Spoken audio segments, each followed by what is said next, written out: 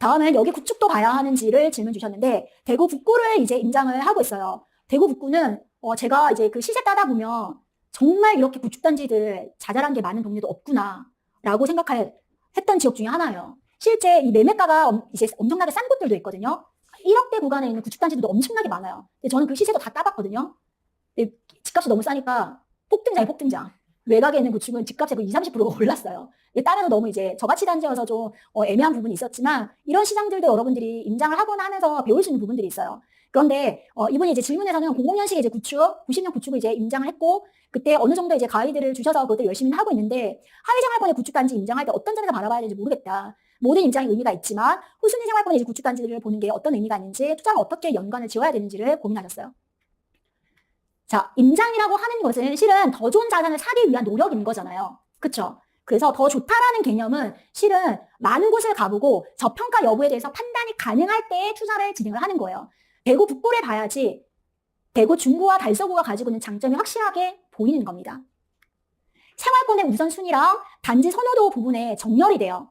그리고 상대적으로 좋다 안 좋다라는 거는 내가 체득하면서 배워가는 개념인 거거든요. 여러분들이 막 미슐랭 그런 이제 식당에서 밥을 먹을 기회도 있겠지만 실제 길거리에 떡볶이 임장하다가 서서 먹는 경험도 하시는 거잖아요. 아주 비싼 거랑 또 그렇지 않은 음식들을 먹었을 때 그 음식의 맛과 질이 다른 거다라는 거를 느낄 수 있는 것처럼 상대적으로 대구라는 지역 안에서 어디를 우선순위로 봐야 되는지가 이런 지역 임장을 통해서 좀 정리가 되는 것 같아요. 제가 최근에 이 사례로 설명드렸을 때 현실적으로 아주 잘 와닿는 설명을 찾았어요. 뭐냐면은 제 배우자 만난 이제 사례를 말씀드리니까 엄청 바로 그렇구나 하면서 이제 받아들이시더라고요. 지금의 이제 남편을 만났던 경우가 그랬거든요. 왜냐면 직장 이제 그 동료들한테도 뭐 소개팅을 막 제안을 받아서 제가 안 나간다 그랬거든요. 이제 대학 선배가 이제 한번 이야기를 해서 나가게 되는 거예요. 근데 그 전에 이 남편을 여행지에서 만나게 됐던 거예요. 아직 사귀기 전 단계였었는데 이 소개팅을 하면서 그분이 그날 한우 A++ 엄청 그 고급 음식을 저한테 사줬어요. 근데 맛이 하나도 없었고 대화를 했던 게 하나도 기억이 안 나요 지금. 그러니까 빨리 끝나고 그냥 집에 갔으면 좋겠다라는 마음뿐이었던 거예요. 그래서 그날의 경험이 상대적으로 저희 신랑이 가지고 있는 장점이 확 이렇게 부각이 되는 거예요. 상대적으로. 그 사람을 만났기 때문에 오히려 제 신랑이 가지고 있는 장점이 확 와닿으면서 이 우선순위에서 이제 우위를 점하게 되는 거죠. 네, 그래서 이제 연인으로 이제 발전했고 그 다음에 네 결혼까지 이제 가게 된 건데 네 그때 이제 그분을 만나지 말았어야 되는 거예요.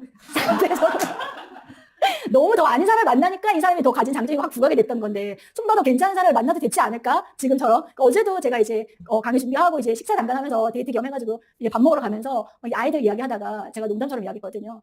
나는 결혼을 안 했어야 되는 사람인데 결혼을 한 것 같다. 그랬더니 이제 농담처럼 그럼 애들은 어떻게 되는 거지? 막 이렇게 농담 중에 이제 그런 이야기가 나왔어요. 뭐냐면은 그냥 우리가 어떤 선택을 할 때 상대적으로 원래는 이 사람이 가지고 있는 장점이 안 보였는데 이 사람의 되게 원만하고 좋은 성격과 유머러스한 부분이 너무 재미도 없고 대화도 안 통하는 사람을 만나다 보니까 더 이 사람이 가지고 있는 장점이 더 크게 유난히 더 돋보였던 거예요. 그러니까 여러분들도 여기는 투자처가 너무 아닌 것 같은데 라고 하는 것도 어때요? 실질적으로 임장을 하다 보면은 이 입지가 내가 지방에서 너무 별로이지 않아 라고 했지만 투자처로 여기까지는 투자해 보면 꽤 괜찮은 거네 라는 게 선이 그어진다라는 거예요.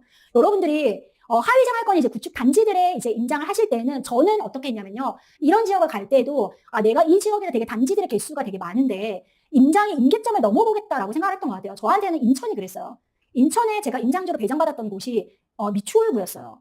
인천에서도 가장 안으로 들어가고 선호도가 떨어지는 구였는데 그 구를 이제 임장을 하면서 나머지 이제 구들을 거의 엄청나게 빠른 속도로 해서 단지들을 엄청나게 많이 봤었어요, 제가. 그때는 제가 2달에 1개 지역을 임장 보고를 써야 되는 시절이었었고, 튜터로 활동을 했을 때, 그때 여러 단지를 다니다 보니까 그 뒤로 인천에다 임장하고 난 다음에 단지 임장을 하는데 엄청 속도가 붙는 거예요. 실질적으로.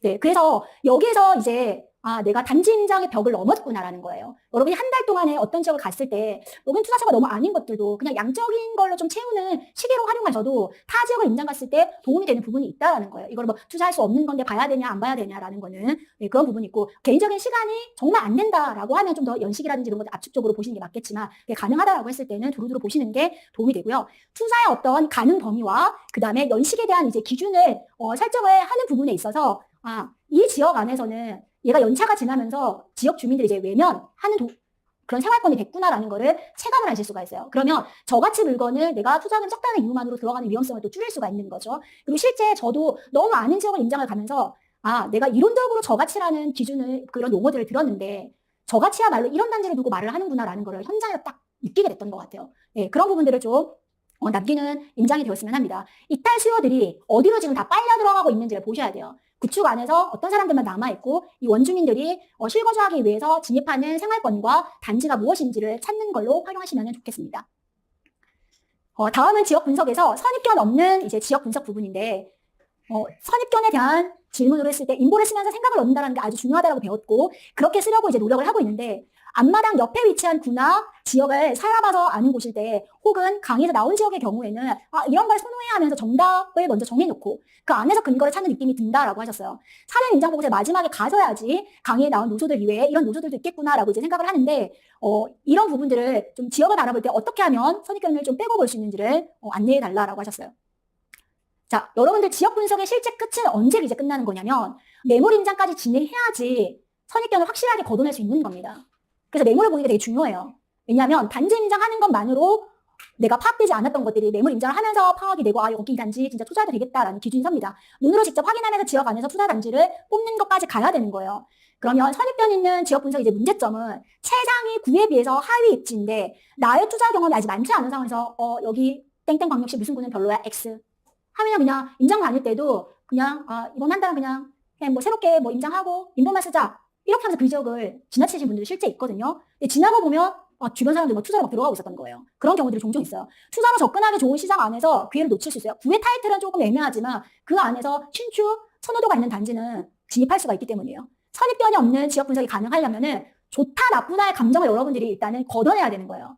강의에서 들었으니까 누가 말하는 거 아니면은 특정 더 메인 인구를 분석했을 때 상대적으로 얘가 환경적으로 인프라가 안 갖춰졌으니까 학군이 상대적으로 밀리니까 얘는 X가 아니라 내가 근거를 스스로 찾아야 되는 거예요. 내가 검증하는 과정들이 있어야 된다는 겁니다. 학군 별로야 라고 했을 때는 실제 학업 성취도에서 뭐 지방 안에서 이 정도 수준이면 그 나쁘지 않은 거네 라든지, 너무 낙후된 지역이다라고 했을 때는 재개발 이후에 지금 환경이 변화돼서 실제 먼저 들어온 단지들을 중심으로 해서 유모차 끌고 다니고 꽤 수준 괜찮은 사람들이 거기 단지로 들어오는 모습들이 보여요. 근데 이전보다 확실하게 좋아진 거기 때문에 투자처를 찾는 데에 좋은 근거 자료들이 될 수가 있겠죠. 입지 요소를 분석을 해요. 여러분들이 그 사전 인보를 냈어요. 그리고 그걸로 끝이 아닌 거예요. 여러분들이 투타링이 끝나고 난 다음에 그때 딱 끝나는 것이 아니라 뒤에 내가 전화 임장과 매물 임장 좀 더 촘촘했을 때 알게 된 정보들이 있잖아요. 그럼 저는 그 각각에 관련된 파트로 돌아가서 정보를 추가를 해요. 학군과 관련해서 내가 데이터만으로 분석한 거에 내가 놓쳤던 거를 매물 임장이나 전화 임장에서 새로운 정보들이 추가가 됐어요. 후반부에. 한 달 기준으로 해서 15일 그 이후로 해서 만약에 내가 알게 된 게 있으면 추가해서 업데이트 하시는 게 필요한 거예요. 그리고 기본적인 임장 가기 전에 단지 데이터로 여러분들이 자료를 캡처하면서 밑작업으로 분석한 단지 분석이 있으면 매물 임장까지 했잖아요. 그럼 그 생활권에서 그 단지에 대한 정보가 정량적인 분석만 하고 왔기 때문에 정성적인 부분 내가 현장에서 파악한 걸 추가를 해야 되는 거죠. 네, 그런 내용들이 들어갔을 때 실전 투자의 경험이 없는 분들도 좋은 물건을 잘 찾게 되는 겁니다. 지역적으로도 놓치는 거를 보완할 수가 있고요. 내가 편견 없이 바라보고 있었던 지역 안에서도 더 좋은 단지를 뭔가 선택하게 될 확률이 높아진다라고 말씀드리고 싶습니다. 한번 여러분들이 이전 보고서에서 내 생각들, 후반부를 이제 잘 마무리하는 게 정말 중요해요. 여러분들 투타링 전까지는 엄청 텐션 높았다가 요즘 뭐 3주짜병이 있다면서요. 멀쩡했는데 3주짜병 듣고 난 다음에 내가 갑자기 시들시들해지는 거야. 그럴 필요가 없다라는 거죠. 여러분 투타링 이후에 갑자기 막 체력적으로 이렇게 뚝 떨어지면서 전혀 그럴 필요 없이 클라이막스는 원래 이후에 마무리하는 부분이에요. 여러분들이 이 지역 안에서 나름대로 한번 구체적인 임장을 진행해보고 매물까지 보면서 투자 단지를 딱 뽑고 이 한 달을 딱 마무리하는 거, 여기까지 잘 나아가시면은 네, 좋겠습니다. 그리고 앞에 작성한 거에서도 단 두세 줄이라도 내가 업데이트할 만한 정보를 추가적으로 알게 되면 그 기억이 달아나기 전에 한번 이전에 그 분석했던 장표로 들어가서 메모하시고 마무리하시는 거를 권해드리고 싶어요. 다음은 계획대로 되지 않은 시장입니다. 실제 최근에 이제 시장들이 되게 혼란스러웠었고 그 가운데에 지역의 방향성도 고민을 많이 하시고 계신 것 같고요. 어떻게 이제 대응해야 될지를 궁금해하시는 분들이 많았어요. 시장 상황의 급변을 보면서 당초 세워두었던 계획들이 생각대로 마음대로 되지 않았다. 자, 몇 년까지 이렇게 하고 몇 년까지 여기 앞마당을 만들고 계획을 세웠는데 시장 상황 변동이 되면서 이런 계획이 의미가 있을까라는 생각이 들었대요. 시장 상황을 보고 그때그때 할 수 있는 최선을 다하는 게 맞지 않을까라는 생각이 들었고 또 그렇게 하려고 하다 보니까 결국에는 또 시장을 쫓아다니는 모양새가 되지 않을까라는 생각이 들었는데 스스로의 통찰력을 키우고 생각의 흐름을 이해하되 시장보다 가치와 가격을 살피는 투자자가 되는 것이 맞는 걸까? 라고 생각하게 됐고요. 계획이 필요한데 이 계획의 필요성과 더불어서 어떻게 계획을 세우는 것이 맞는 건지, 통찰력을 키우기 위해 그러면 독강 인투만 하면 되는 건지를 질문하셨어요. 자, 여러분들 지역 자체가 바뀌시는 분들도 있어요. 수도권이었다가 지방으로 바뀌는 경우들도 있고, 지방만 보고 있다가 최근에도 이제 수도권으로 갈아타기 진행하시는 분들도 있는데, 실은 부동산이 대응의 영역은 맞지만 그렇다고 해서 아무런 계획도 무방비 상태에서 마구잡이로 하다가 대응만 해야 되는 시장은 아니다라는 거예요. 계획이 있어야 올바르게 대응할 수 있어요. 대응을 잘하려면 실은 일정 부분의 계획도 필요한 겁니다, 여러분. 왜냐하면 자, 우리가 계획의 영역에서 어떤 것들을 이제 생각을 하게 되냐면, 나의 투자의 목표와 기준을 어느 정도 설정을 해놓고 시작을 해요. 임장 지역이라든지 내가 연 저축 가능 금액을 기반으로 해서 어느 정도 이제 자산을 불려갈 거다. 포트폴리오를 해서 몇 채를 사는 거를 목표로 할 거다라고 계획을 세우는데, 그래서 언제 그리고 왜 매도할지에 대한 이 판단의 기준이 되는 거예요. 계획을 했을 때. 지금 투자금에서 광역시가 최적화된 시장이다. 그럼 올 한 해는 그냥 광역시에 집중해서 좀 임장지를 만들어 보자라고 하면서 거기를 우선순위로 다니는 게 맞습니다. 그리고 이 계획을 세웠을 때 가장 큰 장점은 올바르게 대응이 가능하게 만들어준다고 했잖아요. 저 이 부분이 상당히 크다고 생각해요. 물론 지역은 바뀔 수는 있지만 내가 지방 임장을 하면서 쌓였던 임장의 실력이 수도권으로 돌아온다고 해서 다 증발되냐? 그렇진 않거든요. 그리고 보고서를 썼던 내가 엄청나게 공을 들일 시간도 무의미하게 다 달아나냐? 그렇진 않아. 다 써먹히는 부분들이 있기 때문에 그걸 잘 이어가시면 되는 거고, 전체적인 계획을 했을 때 내가 가지고 있는 자본금 안에서 몇 채를 담고 어느 지역을 이제 공략해 간다라고 했을 때 리스크 대비가 되는 겁니다. 실제 이제 임장을 진행하면서 어느 정도 나는 내 예산으로 해서는 여기는 리스크 대비가 안 되는 곳이다. 그래서 지금 땡땡 지역들은 가격적으로는 매력은 있지만 여기보다는 다른 도시에서 우선 투자 기회를 잡으려고 노력을 하고, 그러면 리스크 부분 어때요? 내가 내 스스로 가중시키는 거는 스스로 차단하는 거잖아요. 그러면 이거 대응할 때 좀 더 확실하게 수월해질 수 있는 거죠. 역전세로 들어가는 돈을 막을 수가 있는 거예요. 그래서 추가 투자가 가능하게끔 이 계획 단계에서 만들 수가 있다는 거예요. 이해되시나요? 앞서서 제가 여러 질문들을 통해서 지역의 공급 물량이라든지 이런 것들 가격과 다 접목시켜서 의사결정하는 방법을 설명을 드렸잖아요. 그런 것들을 여러분들도 적용을 해서 수립을 하실 수 있다는 겁니다. 대응의 영역은 큰 틀 안에서 여러분들이 유연하게 바꾸시면 되는 거예요. 시장 상황이 내 뜻대로 움직이지 않구나. 그리고 때로는 이게 나쁜 게 아니라 좋은 방향으로 나를 새롭게 대응하게 만들어주는 곳들도 있어요. 시장 상황이 나한테 오히려 내가 미처 생각하지 못했던 지역에 투자할 수 있는 기회를 주기도 한단 말이에요. 나는 저기는 투자할 수 없는 지역이야. 영역. 앞으로 2, 3년 동안. 그랬는데 대응해 나가면서 오히려 그런 지역을 선점할 수 있는 기회를 주기도 하기 때문에 이게 나쁜 건 아닌 거예요, 여러분들. 통제할 수 없는 영역 부분을 그냥 인정하고 가시는 겁니다. 정책적으로 내가 이거를 결정할 수는 없다라는 거, 그리고 금리와 같은 이런 변수들이 또 나왔을 때 시장에 영향을 받을 수 있다라는 거 일정 부분 수용을 하면서 이 계획과 대응은 그냥 계획이 무의미해졌으니까 대응만 하겠다라는 게 아니라 더 잘 대응해 나가기 위해서 계획은 어느 정도는 필요한 것이고 상호 보완적 개념으로 받아들이면은 좋을 것 같아요. 그래서 할 수 있는 거에 집중하는 게 이런 내가 통제할 수 없는 시장에서 그 불안감을 낮출 수가 있는 거예요. 여러분들이 먼저 독서라든지 강의를 일정 부분 꾸준히 이제 지속해 나가면서 전국구 투자자가 되겠다고 하시는 분들이기 때문에 임장 지역은 언제까지 어떤 순서로 다닐지 계획을 세워놔야 돼요. 이조차 없잖아요. 안 갑니다. 이게 무슨 구, 어떤 광역시 어디 구를 가겠다라는 거 적는 거가 별거 아닌 것 같아도요. 적어놓고 안 가면 그냥 찝찝함이 있어요. 내가 투자자로 너무 내려놓고 너무 많이 쉬었구나. 그럼 이제 어떤 지역을 설정을 해놨자면서 그래도 꾸역꾸역 한두 달 뭔가 늦춰지더라도 가게 되는 게 사람의 마음이거든요. 일정 부분 이런 계획들을 세워놓고 웬만한 지방은 내가 다 가본 투자자야. 그럼 당장에 투자금은 없지만 실전 투자가 어려우신 분들은 수도권 임장도 같이 병행을 해보시는 거예요. 왜냐하면 지방 물건 씨알 심었던 분들이 수익이 났을 때 걔를 팔아서 포트폴리오 변경하면 수도권으로 다시 넘어오실 거니까. 그런 것들을 이제 만들면서 시간을 보내고 있어야 되는 거죠. 그리고 비교평가를 통해서 저평가 여부를 이제 판단하면서 보고서에 담아놓는 게 필요해요. 그러니까 한 달에 집중하시는 게 정석이자 답일 수 있는 거예요. 내가 대응을 못하니까 이게 다 무의미하다. 이거 임장지 만들었는데 못 써먹으면 어떡하지라고 하면은 할 게 하나도 없어요, 실은 여러분들이. 그렇지 않아요? 그러면 그제서야 임장 다니기 시작하면 지방 분석하는 툴을 기준이 아직 정립 안 되었는데 소액으로 해서 투자할 수 있을까요? 그때 이제 우왕좌왕하면서 이제 다니기 시작하겠죠.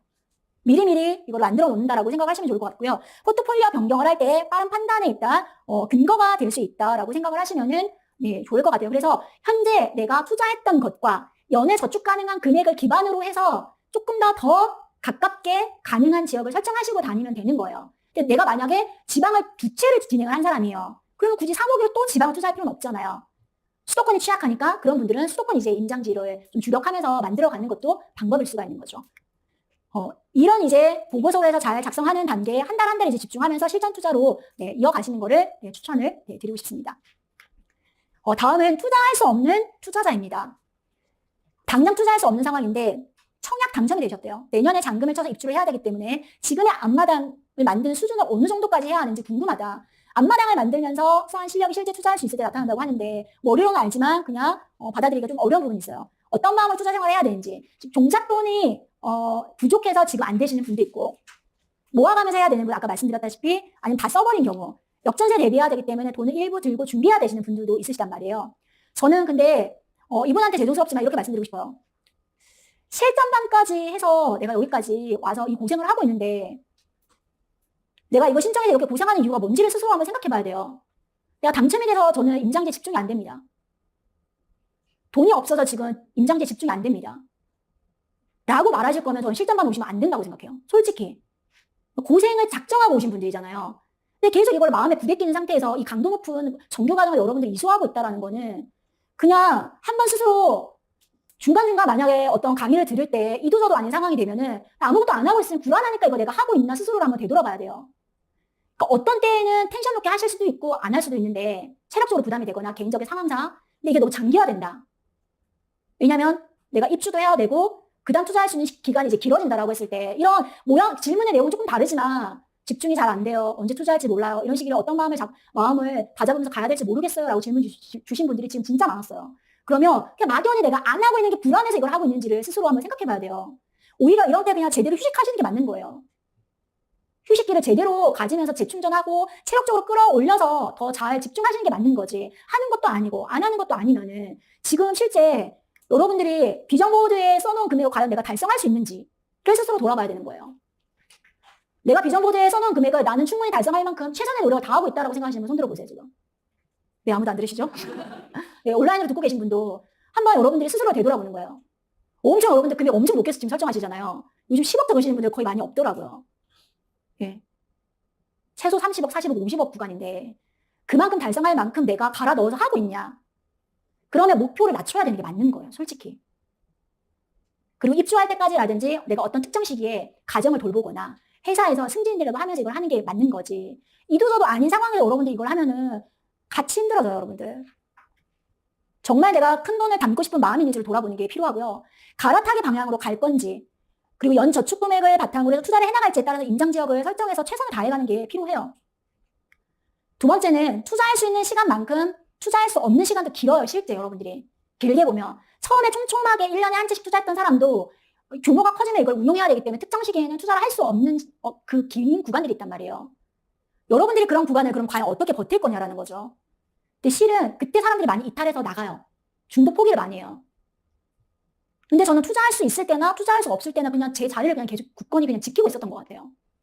그러다 보니까 오히려 본인 투자만 가능한 시장에서만 투자했던 분들 대비해서 그 스펙트럼 자체가 이제 더 넓어지게 된 거죠. 그러면 진짜 내가 투자할 수 있는 상황이 됐을 때 더 좋은 물건을 제가 찾아올 확률이 높은 거죠. 그러니까 여러분들이 한번 마냥 불안해서 내가 이 과정들을 해나가고 있나? 라고 하면은 옆에 있는 사람 고생시키는 거예요. 아, 나는 이 정도로 할 수밖에 없는 이유가 있어. 라고 여러분들이 고정 마인드셋으로 이거를 천장을 닫아둔 상태에서 이 시간을 보내잖아요. 그러면 지금 한참 휴가철이잖아요, 여러분들. 어떤 가족들은 지금 여행지에 가서 물놀이하고 재밌게 노는데 여러분들 이렇게 앉아서 강의를 듣고 있고 내가 이 과정 이거 집도 실전만 마무리할 때까지 지금 기수의 가족들은 다 스탑된 상태에서 여러분을 기다리고 있는 거잖아요. 기다려주시는 거잖아요, 솔직히. 그렇지 않아요? 그걸 생각하면은 여러분들이 잘하고 못하고를 떠나서 어떤 마음으로 해야 되는지가 되게 또렷해지는 거예요. 실전반에까지 와서 이런 고민을 하고 있으면 저는 안 된다고 생각하는 거예요. 가족을 오히려 돌보세요. 직장을 돌보거나. 그게 더 현실적으로 저는 맞는 말씀이다라고 솔직하게 이야기를 하고 싶고요. 이왕 고생을 하기로 마음 먹었으면 최선을 다하는 게 한번 불태우시는 것도 필요하지 않을까? 라는 생각이 정말 들어요. 한번 되돌아보시면 좋을 것 같아요. 아시겠죠, 여러분들? 네. 남은 기간 잘 마음 다잡으시고 불태우시고 기다려줬던 가족들 생각해서 또 휴가 일정 잘 잡고 8월 잘 보내시면 좋을 것 같아요. 다음은 좋은 사장님을 만나고 싶다라고 이제 질문을 주셨는데 임대인 경험도 해봤고 임차인 이제 경험도 지금 최근에 하게 되는데 사장님하고 이제 뭔가 이 관계를 맺는 과정에 좀 어려움이 있었던 것 같아요. 본인이 해야 되는 건데 나한테 넘기거나 특약을 이제 배운 대로 좀 써놔서 그나마 손해보는 일은 없었지만 감정 소모가 상당했었고 감정을 빼고 대응하려고 해도 신경이 많이 쓰이는 것 같다라고 말씀하셨어요. 호의적이고 협조를 잘해주는 분들을 잘 구별해서 만나고 싶고 중간에서 일 잘해주는 사장님을 만나고 싶은데 어떻게 협조적인 분을 구별하는지 비협조적인 분들과의 관계를 잘 이어갈 수 있는지가 궁금하다. 매일마다 보면 일 잘하고 좋은 부동산 사장님을 이번에 이제 만난 거예요. 만났는데 그 뒤로 종종 안부나 시장 상황을 여쭈면서 인연을 이어가고 싶은 거예요. 근데 뭐라고 연락을 드릴지도 모르겠고 어색해서 해본 경험은 없다. 어떻게 해야 되는지. 협조적인 사장님을 만나려면요. 일단 투자자를 환영하는 분이어야 돼요. 부동산 그 매물의 상세 설명에서 보면은 뭐 투자자 환영 이런 이제 문구들이 있는 곳을 찾아가면 좀 마음이 열려 있으시더라고요. 그러니까 현장에서 계속 저는 투자자이고 이거를 막 상황을 설명할 필요가 없어서 그런 분을 먼저 선별해서 가시는 거를 추천드리고 싶고요. 적극적인 분이어야 돼요. 뭔가 설명을 좀 친절하게 나한테 잘해주시는 분이 중간에서 내가 어떤 의사를 표현했을 때 이렇게 중간에서 말을 해달라, 조율을 해달라고 했을 때 적극적으로 움직이시면서 한마디라도 전해주시더라고요. 그리고 내가 어떤 문의를 했을 때, 제안을 했을 때 좀 단문자가 좀 바로 오시는 분들 있죠. 이런 분들이 거래가 좀 성사되면서 관계가 이어질 확률이 높다는 겁니다. 여러분들이 먼저 가기 전에 1차 전화 임장으로 걸러야 되는 거예요. 여러분들이 지역에 대한 단지에 대해서 어느 정도 지식을 쌓는 부분도 있기도 하지만 또 하나는 좋은 사장님을 만나기 위한 거예요. 왜냐하면 여러분들이 엄청나게 몇 년 모아야 되는 돈을 지금 다 쏟아붓는 건데 억 단위 이상으로 해서 막 몇 억도 쏟아붓는 투자를 진행하기도 하잖아요. 그러면 그 돈을 다 쓰는 건데 사장님을 잘못 만나게 됐을 때 진행하는 과정에서 너무 이제 어려운 부분이 발생할 수밖에 없다는 거.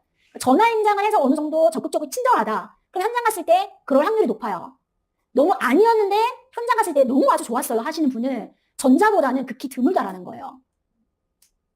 확률적으로. 그러면 1차 내가 투넘버로 전화를 해서 어느 정도 매물을 보게 되면 이 지역에서는 이 사장님 통해서 방문하는 게 낫겠다라는 게 정리가 되어 있어야 되는 거예요. 그리고 매물 임장을 하면서 다시 한번 이제 확인하는 거죠. 아주 많은 정보를 나한테 오픈하진 않았지만 요즘은 가끔 이제 부동산끼리 서로 물건을 가져가는 경우들이 있어서 사장님들 같은 경우에 되게 경계하시는 분이 있어요. 그래서 제가 이제 매물 임장하러 가면은 혹시 다른 부동산에서 왔냐? 네, 제가 업자 같은 느낌이 드는지 모르겠지만 다른 부동산에서 왔냐 이렇게 막 말씀을 하시거든요. 아니다, 난 순수 투자자다. 이렇게 이제 이야기를 하면서 그러면 이제 조금 안심하시고 되게 뭐 구체적으로 설명을 잘해주시는 분들이 있단 말이에요. 이분 진짜 진짜 잘하시는 사장님이다라고 제 나름대로 정리해두고 진짜 그 집 투자하러 갔을 때 저는 갔던 부동산 다시 재방문한 경우가 있었어요. 그때 커피 싸들고 가가지고 사장님 여기 진짜 너무 저평가되는 것 같아요. 매물 같이 찾아보고 싶어서 왔다고 해가지고 실제 그 부동산 사장님이랑 거래를 진행을 하게 됐어요. 여러분들이 만난 사장님이 좀 더 이제 좋은 분을 만나게 되려면 1, 2차로 해서 여러분들이 이런 것들이 경험이 쌓이면 이제는 이제 네이버 부동산에 보잖아요. 관상을 보면 딱 느낌이 와요. 이분이다. 매물 임장 전체 이제 계약하는 시간이 엄청 나중에 단축돼요. 왜냐면 이전에 임장제 데이터가 쌓여있기 때문에 이분이면은 좀 투자에 대해서 조금 열려 있으신 것 같고 잘 진행될 것 같다라는 게 좀 체득이 되거든요. 그렇게 해서 이제 진행하시면 되고 비협조적인 사장님은 굳이 이분이랑 어떻게 관계를 이어갈지에 대해서 고민할 필요는 없어요. 그리고 매수를 진행을 했는데 생각보다 너무 기업적이다. 그럼 2주 정도 맡겨놓고 난 다음에 보통 이제 전세를 빼야 되는 경우에는 다른 부동산의 사장님들한테도 물건 내놓으면서 진행하시는 경우들도 있어서 너무 그 비협조적인 사장님하고 어떻게 너무 잘해보려고 하는 게 감정 소모가 상당해서 다른 일을 할 수가 없어요. 보고서 진도도 안 나가거든요, 이러면은. 그렇죠? 그렇기 때문에 잘하는 사장님을 최대한 만나는 게 낫다라고 보시면 됩니다. 투자자를 싫어하는데 투자자를 좋아하게끔 그분을 설득하고 있을 필요가 없는 거죠. 지속적 관계 유지에 있어서는 저는 여러 경험들을 하면서 너무 그 끈끈하게 지속적 관계를 유지하는 게 현실적으로 어렵다라는 거를 인정하게 됐어요. 왜냐하면 내 물건을 매수해줬고 전세까지도 빼주신 분인데 막상 그 세입자가 나갈 때 이제 어떤 경험이 있었냐면은 퇴거하고 난 다음에 보증금도 다 내어준 거예요. 그리고 제가 이제 그때 일을 하고 있어가지고 현장을 못 가보는 거예요. 집 상태를 제가 직접 확인할 수가 없었거든요. 그래서 사장님한테 부탁해서 사진을 좀 찍어달라라고 해서 사진을 받았어요. 집이 너무 멀쩡한 거예요. 깨끗한 거예요. 깨끗한 곳만 찍으셨던 거예요. 그래서 다음 세입자가 왔는데 여기 장판에 구멍이 나 있어요. 뭐 어디가 뭐 안 돼요. 이런 이야기들이 막 나오는 거예요. 근데 거기서 다시 한번 물론 이제 기존에 이제 세입자한테 다시 비용을 청구하면서 그 하자 부분을 좀 처리하긴 했지만 내가 너무 기존에 거래를 했다고 해서 어느 정도 몇 년 이 관계를 이어왔다고 해서 항상 이 사장님이 내 편이 되어주는 건 아니다라는 걸 알게 됐고 또 이제 최근에 이제 경험한 거는 그 동일 지역 안에서 물건들을 이제 가지고 있는 게 있어서 전세를 이제 동시에 두 개를 다 빼야 되는데 그 사장님한테 제가 다 의뢰를 해서 진행을 한 건이 있었어요. 기존에 저희 이제 집 구하는 과정에 도움을 줬던 분이었는데 그분도 기존 세입자가 나가고 난 다음에 사진을 찍어서 보내줬어요. 역시 사진이 너무 멀쩡했어요. 근데 그날은 제가 방문이 가능, 왜냐면 이제 인테리어 해야 되는 부분이 일부분 있어서 방문을 했는데 장롱의 페인트가 절반은 빛이 탈색이 돼가지고 누렇게 됐고 한쪽은 장롱을 놓으면서 뒤에 가려져서 새하얀 거예요. 무슨 말인지 알겠죠? 페인트를 하려면 문짝 전체를 두 짝을 다 해야 되는데 한쪽은 원래 이분이 입주할 때처럼 가구로 가려서 엄청 하얀 뽀얀 하얀색이고 이게 개방대가 또 안 가려졌던 곳은 누렇게 변색이 된 거예요. 이게 짝이 안 맞게 된 거예요. 근데 그거를 사장님이 저한테 말씀을 안 해주고 그냥 내보내준 거예요. 그날 다행히 제가 현장 가서 이제 동시에 한 번 더 체크를 하게 된 거고 사장님이 그러다 보니까 저한테 원래 보증금 내어주고 장기수선 충당금을 내어주는 게 순서란 말이에요. 계속 장기수선 충당금을 먼저 입금을 하라고 재촉을 하는 거예요. 가서 봤더니 이제 그런 상황이었던 거예요. 그래서 저는 이 거래 건수가 많아지면서 나한테 200% 흡족하게 해주는 사장님은 없다라는 게 오히려 너무 많은 경험이 쌓이다 보니까 마음을 오히려 비워놨어요. 그래서 비협조적이다, 협조적인 사장님을 만나면 되는 거고, 그리고 지속적인 관계에 있어서는 이분이랑 이제 이런 것들이 쌓여도 근데 그렇다고 그분이랑 내가 거래를 안 하냐? 또 전세를 맞추면 그분한테 저는 물건 줄 거예요. 예. 그분과 또 다른 분이 만약에 제 물건을 빼주면 그분하고도 거래를 하겠죠. 좀 더 유연해진 것 같아요. 여러분들이 내가 매물 임장을 했어요. 그 지역에 투자를 하고 싶은데 내가 해야 되는 게 너무 많은 거야. 강의도 들어야 돼. 인보 지금 후반부도 써야 돼. 사장님이 매물 보고 왔는데 나한테 지금 붙잡고 이 집 사라고 20분, 30분을 통화를 하면 내가 진짜 당장 살 마음이 없는데 시장 상황 체크한다고 여러분들이 20분, 30분 통화를 하고 있으면 여러분 시간 다 날아가는 거예요. 그거 잘 생각해 보셔야 돼요. 그러니까 문자로 어느 정도 좀 주고받으면서 소통하는 정도에서 너무 통화로까지 이게 너무 이어지면 그만큼 시간 낭비가 많이 생길 수도 있고요. 저는 오히려 그냥 객관적으로 여러 부동산을 전화해가지고 좀 체크를 하는 게 더 많은 정보들을 좀 취합할 수 있는 부분에 좀 도움을 받고 있어서 특정 지역에 딱 특정 부동산한테만 전화를 해서 체크하지는 않는다라고 말씀을 드리고 싶습니다. 그리고 아주 많이 바빠지잖아요. 이 신경 쓸 틈이 없어요. 처음에는 저도 진짜 1호기 했을 때는 사장님 때문에 너무 이제 속상하고 마음이 힘들었거든요. 나중에 되니까 그 힘들 시간조차 없더라고요. 그러다 보니까 맷집이 강해져가지고 그냥 그런가 보다 하면서 이제 넘어가고 있어요. 여러분들 다양한 분들을 만나시면은 뭐 임차인 대응하는 부분, 사장님과 이제 대응하는 부분에서도 충분히 잘 대응할 수 있는 영역까지 가고요. 그리고 내가 비용을 지불하면서 이분이 내가 거래에 참여하면서 이분이 실질적으로 수수료를 받아가는 일정 부분이 있잖아요. 여러분들이 어떤 요구사항에 대해서 너무 그걸 껄끄러워하거나 할 필요는 없는 것 같아요. 내가 이 집을 삼으로써 매도자는 이 물건을 팔아서 좋은 거고, 그쵸? 세입자는 전세 물건이 나와서 전세로 들어올 수가 있는 거고, 사장님은 거래를 해서 좋은 거고, 나는 투자를 해서 나중에 수익이 나서 좋은 거고, 내가 어떤 이런 결정을 내림으로 인해서 자본주의 안에서 많은 거래가 이루어지게끔 하는 건데, 여러분들이 내가 이런 요구를 하는 게 너무 뭐 까다로운 건가요? 너무 무리한 부탁인가요? 근데 그로 인해서 여러분들이 금전적인 손실까지 이어진다라고 하면은 저는 이런 말 사장님한테 잘 못하는 성향이에요. 이거 아닌 거예요. 해야 되는 거예요. 그 찰나에 해야 되는 말을 하지 못하잖아요. 몇천 단위로 여러분들이 손해를 보게 되는 거예요. 단위가 커요. 부동산에서. 여러분들이 그걸 계속 말을 하는 습관을 기르는 게 필요합니다. 정당하게 요구해야 되는 부분은 요구할 부분은 요구하고 그에 상응하는 사장님 책임져야 되는 부분은 잘 마무리하고 이 거래가 끝나도록 하시는 게 맞습니다. 다음 이 질문도 진짜 많이 나왔어요. 여러분. 대출 규제로 지금 너무너무 힘들고요. 그래서 현재 규제로 인해서 전세자금 대출이 어려운 것으로 이제 파악이 되는데 전화 임장을 해도 투자하기 어렵다라는 말씀을 너무 많이 하고 있고 잔금 치르면서 전세를 놓는 방법밖에 없는 건지가 궁금하다. 실전반 수강이 처음이고 현재 시장에서 수도권 지방 투자를 이제 바라볼 때 1억 이상의 투자금이라고 하면은 수도권 투자하는 것이 나을 거라는 의견을 줬는데 지금 또 지방 강의 듣다 보니까 강의를 너무 잘해서 그런 것 같아요. 이 강의 들으면 지금 이 지역이 최선인 것 같고 이 강의 들으면은 이 지역이 최선인 것 같고 이제 계속 왔다 갔다 하시는 분들이 있으시거든요. 광역시도 1억대 투자도 가능하다고 하니까 지금 지방 광역시를 가야 되나? 계속 이제 갈팡질팡 하는데 대출 규제가 나오면서 이 상황이 바뀐 건지 아니면 이후에도 변함없이 개인 투자의 성향이라든지 상황을 고려해서 그냥 투자하면 되는 건지가 궁금하다라고 하셨어요. 대출 규제에 따른 투자의 방향성인데 이 대출로 인해서 수도권에 투자할 수 있는 방법은 전세가 맞춰진 물건만 가능할 것 같다.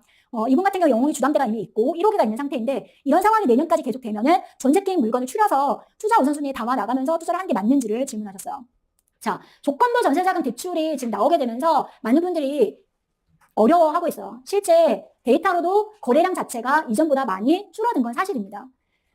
규제 전에는 세입자의 보증금으로 동시 진행으로 하면서 잔금을 치를 수가 있었어요. 즉, 내 물건의 잔금과 세입자가 입주하는 날이 동시에 가능했던 거죠. 그런데 매매 진행되는 전세 물건 같은 경우에 입주 시에 전세자금 대출이 가능했었지만 이제는 규제 이후로는 수요가 많이 줄어들었어요. 그러면 이게 불리한 건가에 있어서 향후 나한테 투자를 이제 해나갈 사람들한테는 어떤 장점으로 좀 작용할 수 있는지를 한번 생각을 해봐야 되는 거예요. 수요가 많이 줄어들게 되고 매수세가 감소하게 되면은 일부 가격 조정 여지가 더 생겨나는 곳들이 있습니다. 실질적으로 엄청 상승하는 이제 지역들 같은 경우에는 딱 추격 매수하면서 이렇게 따라가다가 딱 찬물을 확 끼얹어 버리니까 지금은 멈추라는 건가? 이 규제에 따라서 아예 그냥 스탑해버리시는 경우가 대다수란 말이에요. 그럴 때는 가격 조정 여지가 중간중간 생겨납니다. 처음에는 조정이 안 되다가 버텨요. 호가로 해서 가격을 고집하다가 이게 한 달, 두 달, 어느 정도 이제 개월수가 지나잖아요. 매도하려고 내놓은 사람 입장에서 마음이 조급해져요. 1,000, 2,000 이런 식으로 내려오는 상황이 발생을 합니다.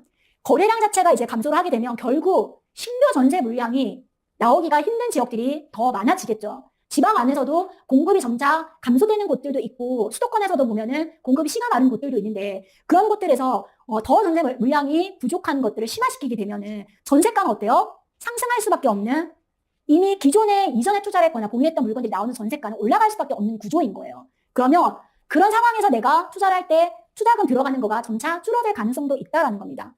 대출에만 초점을 둬서 여러분들이 어렵다고 포기해서는 지금 안 되는 시장이에요. 어려워진 것뿐인 거지 완전 불가능한 거는 아닙니다. 즉 조건부 전세자금 대출 규제에 있어서 소유권 이전하는 날짜라 이게 동시에 진행됐을 때가 문제인 거잖아요. 이게 동시 진행이 안 되는 걸로 조정을 하는 방법을 이제 써보는 거죠. 소유권 이전 등기가 되고 난 다음에 지금 은행권에 따라서 3개월 정도 모니터링 하는 경우 6개월 정도 이렇게 모니터링해서 이게 등기가 되고 이걸 유지하고 난 다음에 그 뒤에 신규 세입자 전세자금 대출이 나오는 곳들이 있어요. 이게 일원화시키기가 어려운 게 지금은 은행권별로 천차만별이고요. 또 어떤 은행권이 된다고 해서 지점별로 물어보면 지점별로 담당자별로 이거가 답변이 다 다르게 나오는 경우들이 있어요. 그리고 실제 제가 한참 이제 딱 규제 나오고 난 다음에 세입자 그 보증금 내줘야 되는 건이 있어서 대출 상담사님에게 전화를 한번 했었는데 상담사님이 이제 뭐라고 이야기하냐면 아직 구체적인 가이드라인이 안 나와서 담당자들도 어떻게 해야 되는지를 모른다라는 거예요. 그러니까 시장에서 되게 우왕좌왕하는 상황이고 그러면 어느 정도 이제 은행권별로 이게 가능한 곳들이 열려져 있어요. 이게 처음 나온 게 아니에요, 여러분들. 작년 하반기에 똑같은 문제 상황이 발생했었고 그때 대다수의 사람들이 이제 투자 못하는 건가요? 하면서 다 멈춰 있었어요. 근데 그럼에도 불구하고 열심히 다녔던 분들은 매수 기회를 잡으신 분들이 있었어요. 우선 나 이런 거 저런 거 따지기 싫다. 가장 간단하게 매수하는 방법은 전세 낀 매물을 찾는 겁니다. 이 전세자금 대출, 조건부 전세자금 대출이 적용이 안 되는 물건을 내가 진행을 하는 경우는 전세 낀 매물, 기존에 세입자가 있는 물건과 그리고 주인이 전세로 내려앉는 물건, 그런 것들을 가져올 수밖에 없고요. 그리고 기존의 매도자랑 세입자가 계약을 체결한 상태에서 내가 끌어안고 인수하는 방법들이 있어요. 전세자금 대출을 보면 실제 안 일으키려고 하면은 올 현금으로 들고 와야 되는데 이게 생각보다 쉽진 않잖아요. 여러분들이 가장 심플하게 일단은 접근하는 방법은 낀매물 위주로 해서 일단은 자금 대응력이 안 되시는 분들은 찾아보시는 게 우선인 거고요. 수도권 안에서도 특정 뭐 새마을금고라든지 이런 데에는 가능하다라는 답변이 나오기도 하고 그리고 지금 이제 은행권에서 조금 상대적으로 기준치가 좀 여유가 있는 게 우리은행이랑 신한 쪽이 조금 기준치가 다른 은행권에 비해서는 여유가 있어요. 여러분들이 그래서 은행권별로 이거를 전화를 많이 돌려보시는 게 필요해요. 내가 투자하려고 하는 곳에서의 세입자로 해서 집을 구하는 걸로 해서 이렇게 해서 전세자금 대출을 받으려고 하는데 이게 가능하냐 아니면 여러분들이 뭐 나는 투자자인데 이렇게 해서 이제 가능하냐 오픈해서 질문하실 수도 있고요. 근저당 말소 조건 전세 대출이 가능한지야 그리고 전세 받을 수 있는 경우에 명의 변경은 언제까지 유지해야 되는지 이게 3개월인 경우도 있고 6개월인 경우도 있어요. 그래서 이걸 은행권별로 다 체크를 하면서 확실하게 가능한 곳을 알아보면서 진행을 해야 됩니다. 대출 관련해서 여러분들 지금은 손품 발품을 열심히 파는 사람들이 기회를 잡을 수 있는 시장이 되기도 했어요. 어쩌면 여러분들이 신경 써야 되는 게 하나 더 늘어난 거지 아예 투자가 안 되는 시장은 아니다라는 마음으로 임해주시면 좋을 것 같고요. 이것도 잘 체크하시면서 좀 전략적으로 들어가실 필요가 있어요. 그리고 이 금융권 같은 경우에 조금 더 이제 여유가 있게 풀어주는 경우들도 있어서 그런 부분들을 체크하시면은 좋겠습니다.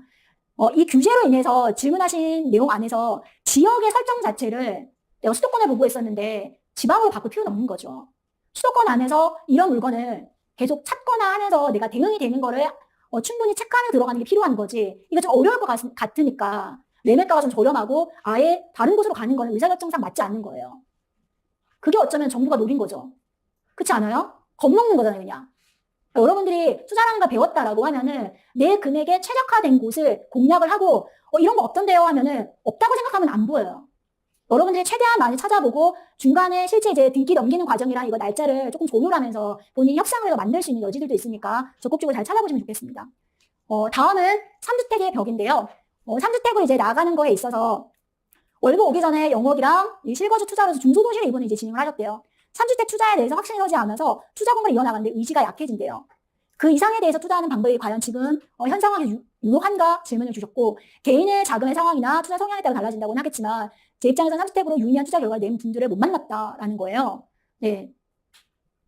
만날 확률이 낮아진 건 맞지만 있습니다. 실제 저도 3주택 이상으로 해서 저희는 거의 뭐 2자릿수 이상으로 투자를 진행했던 투자들이 많기 때문에 여러분들이 그리고 지금 시장이 아니라 제가 지방 광역시 투자한 것도 12.4% 내고 있어요. 취등록세. 그러니까 대신에 저는 어떻게 했냐면요. 취등록세랑 제 투자금을 합쳤을 때 원래 투자하는 금액을 맞췄어요. 그러니까 순수 매점차의 투자금이 진짜 소액으로 들어가게 만들었던 거죠. 그러니까 지금처럼 전세 물량이 씨가 말라가고 전세를 부르는 게 답인 시장에 저는 그런 것들을 진짜 내가 이 정도 세금 내면서 들어갈 정도인가? 하는 거를 엄청나게 잘 찾아보려고 노력했어요.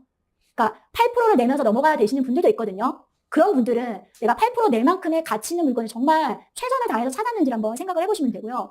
여러분들이 내가 투자로 경험한 시장이 영원할 거다라고 생각해서는 안 되는 거예요. 중소도시 대장이 오를까요?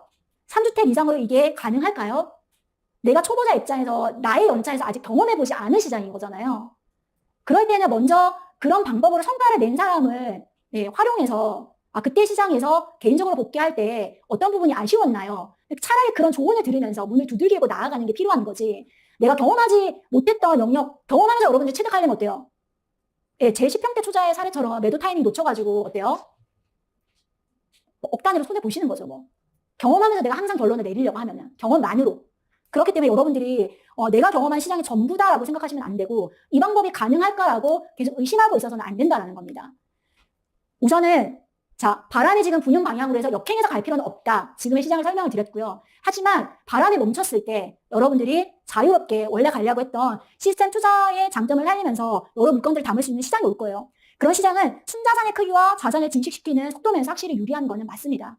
자본금이 적은 사람이 소액으로 해서 잃지 않는 투자를 제거를 모았을 때 제 원래 시작했던 투자금 대비해서 자산이 늘어난 건 사실이었고요. 급여 소득을 해서 종잣돈을 마련해서 투자를 하고 또 전세가 상승분으로 해서 재투자를 하기 때문에 시스템 투자가 가진 장점이 있어요. 하지만 지방 투자는 시스템 투자에 영원히 박혀있는 벽돌은 아니다라는 거예요. 중간 과정인 거예요. 털을 닦는 거예요. 벽돌에서 쌓아 올리는 거는 수도권으로 해야 되는 거예요. 여러분이 이 개념 잘 알고 있어야 돼요. 그래야지 매도 타이밍 놓치지 않고 수익 내고 나올 수가 있는 겁니다. 수도권 대비해서 적은 투자금으로 들어가서 수익 실현하고 매도해서 돈을 불리는 용도인 거예요. 이거를 잘 알아두시고 현재 시장은 3, 4주택으로 가는 거는 정말 앞에 두 개를 어떻게 할 수가 없다. 자금은 있는데 내가 실력적으로 정말 8%를 내도 될 만한 물건을 찾았다라고 하면은 진행하시고 그게 아니면 포트폴리오 변경하면서 이렇게 운영하는 방식으로 우선은 거기에 좀 주력하는 게 좀 맞는 시장이다라고 말씀을 드리고 싶습니다. 지방을 지금 공격적으로 막 쓸어나는 시장은 아니에요. 지방에서 기회가 있는 건 맞지만 여러분들이 실제 1주택 갈아타기나 2개 주택을 합쳐서 점프업하는 거 제가 좀 전에 설명드렸죠. 주체 안에서 포트폴리오를 최적화시키려고 하시는 거고요. 대신에 여기 보면은 세금 때문에 가치가 낮은 물건을 매수하게 되면은 거래 비용을 줄일 수는 있어요. 하지만 어때요? 지옥을 여러분들이 경험을 하게 될 수도 있다는 거예요. 세금에 맞춰서 여러분들이 매수의 의사결정을 내리게 되면은 그걸로 인해서 골머리를 쌓아갈 수 있다는 겁니다. 즉 취득세 이거 많이 내야 되니까 매가 단위를 높이는 거예요. 그럼 안 팔리는 저가치 단지로 내려갈 확률이 높은 거예요. 예를 들어서 공시지가 2억 이하로 내가 매수를 하겠대. 그렇게 하면 너무 이상한 걸 사버리면 오히려 차라리 8% 내면서 온전하게 더 잘 팔고 나올 수 있는 물건이 더 나은 선택지일 수도 있다는 겁니다. 그러니까 세금이 먼저 우선순위가 되어서는 안 된다는 거고요. 실제 8%를 냈을 때 장기적인 편익이 더 크다라고 하면 진행을 할 수는 있는데 저는 그만큼 투자금을 최소화시키면서 들어가려고 했던 것 같아요. 단순하게 주택수를 늘리는 투자로 하면 안 돼요. 여러분들. 난 다주택자가 될 거야. 난 3주택으로 가야 돼. 개수 불리기는 지금 하는 시장은 아닙니다. 이건 역시도 취득세에 맞춰서 단지 선정을 하면 안 되고요. 지역별로 투자 범위 설정이라든지 선호도가 있는 단지로 해서 먼저 이게 선별이 되고 난 다음에 그 안에서 고민을 하시는 게 맞는 거예요. 8%, 12%를 계산하고 따지는 게 아니라 저평가네? 그래서 실제 저희가 8%, 12%를 진행을 할 때는요. 매물 인정하고 그 진행되는 시트에 그때 한참 8%, 12%를 내면서 많이 들어갔던 시즌들이 있었거든요. 세금까지 계산해서 총 부대 비용을 계산하는 엑셀 시트로 해서 매물 인정하고 정리하기도 했었어요. 네. 총 금액 때문에 여러분들이 급지를 낮추거나 단지를 낮추는 의사결정을 하진 않았으면 좋겠다라고 말씀드리고 싶습니다.